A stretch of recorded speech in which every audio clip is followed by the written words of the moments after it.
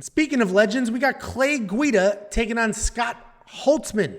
Clay Guida is absolutely a legend, and even at 41 years old with 49 fights, he can still hang. He's definitely starting to slow down, but even a slow Clay Guida is a very high-paced guy with great cardio, relentless wrestling, and solid striking. He makes up for any technical gaps just with speed, volume, and pace. He's coming off that loss to Claudio Puelles, where he was only able to land 3 strikes before he was knee-barred. But despite Claudio's pathetic butt-scooting performance in his last fight, we know how dangerous he can be in the grappling.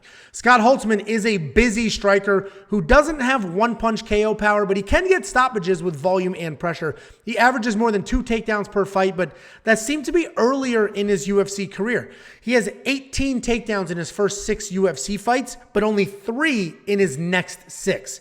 A Scott Holtzman who strikes and threatens takedown is a very dangerous guy, but he's only striking. He can give up takedowns himself and then be ridden out. He's coming off back-to-back KO losses to Gamrot and Dariush, but he took a year off, did it the right way, and now he's heading back. This is a very interesting fight because Clay's going to be live to grind out a fighter, and Scott Holtzman has been taken down and ridden out in the past. Nick Lentz was able to take him down 5 times and rack up 7 minutes of control time. If Clay comes in and starts grappling, he can catch Holtzman off guard and snatch the win. I just don't see that happening, though. I think Scott will be a step ahead in the striking, and even if he doesn't offensively wrestle, he should be able to dominate the striking so much that Clay's taking bad shots that should hopefully be easily defended. So Clay is not dangerous, right? He's not a dangerous fighter. He's winning grinding decisions. So without that danger element at play here, I think Scott can settle in, get his hands going, pick his shots, and win this fight.